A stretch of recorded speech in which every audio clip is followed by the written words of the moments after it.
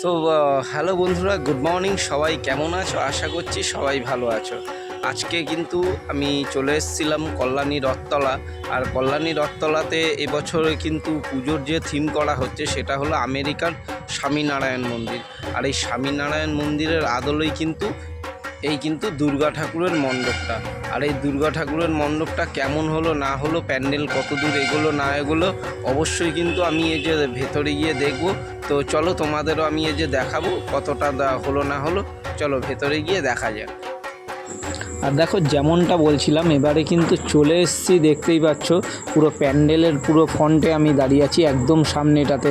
এখনও পর্যন্ত এখানটাতে কিন্তু কাঠ এবং বাঁশের প্যান্ডেল কিন্তু এখনও পর্যন্ত কমপ্লিট হয়েছে।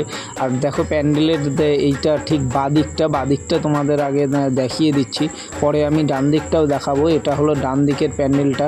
তো কিন্তু এই বছরে কিন্তু কল্যাণী ছাড়া কিন্তু এবারও কিন্তু তৈরি হতে চলেছে কলকাতাতেও একই প্যান্ডেল, স্বামীনারায়ণ মন্দিরটা কলকাতাতেও এবছর হচ্ছে, যেটা হচ্ছে শ্রীভূমি স্পোর্টিংয়ে। আর তার পাশাপাশি কিন্তু তোমরা কল্যাণীতেও কিন্তু দেখতে পাবে এই একই সেম মণ্ডপটা কিন্তু কল্যাণীতেও করা হয়েছে। তো আর এটা কিন্তু দেখতে পাচ্ছ যে প্রতিমা কিন্তু বসানোর যে জায়গাটা, এটা হলো প্রতিমা বসানো। আর ভেতরে কিন্তু এখনও মোটামুটি কাজ চলছে কাঠ বাঁশের।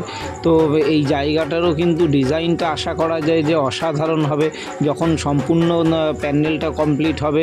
আশা করছি তোমাদের আমি সেই ভিডিওটাও তোমাদের সামনে আমি উপস্থাপন করব। তোমাদের অবশ্যই কিন্তু সেই ভিডিওটা আমি কিন্তু দেখাবো যে পুরো প্যান্ডেলটা টোটালটা কেমন হচ্ছে দেখতে। আর এই জায়গাটা তোমাদের দেখালামই যে মা দুর্গা এখানটাতে থাকবে। আর বাইরে দেখতে পাচ্ছ যে এখনও কিছু স্ট্রাকচার, যেই জিনিসগুলো প্যান্ডেলেতে ব্যবহার হবে সেগুলো কিন্তু বাইরে কিছু তৈরি হচ্ছে। আর এই স্বামীনারায়ণের মন্দিরের আদলে যে মণ্ডপটা যে তৈরি হচ্ছে, এটা দেখতে গেলে কিন্তু এবছরে তোমাদের কিন্তু আসতেই হবে কল্যাণীতে। তো চটপট তোমরা তৈরি তো?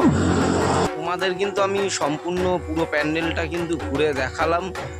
তো সবাই কিন্তু কমেন্ট করে জানাবে যে কার কেমন লাগলো এই রথতলা, কল্যাণী রথতলার এই স্বামীনারায়ণ মন্দিরের আদলে যে বানানো এই মণ্ডপটা কেমন লাগলো। সবাই কিন্তু অবশ্যই কমেন্ট করে যে জানাতে একদম ভুলো না। তো চলো, দেখা হচ্ছে কিন্তু আবারও আরেকটা নতুন ভিডিও নিয়ে, আবারও পরবর্তী ভিডিওতে তোমাদের সাথে দেখা হবে। তো ততক্ষণের জন্য সবাই ভালো থাকো, সুস্থ থাকো এবং অবশ্যই আমার চ্যানেলটা দেখতে থাকো।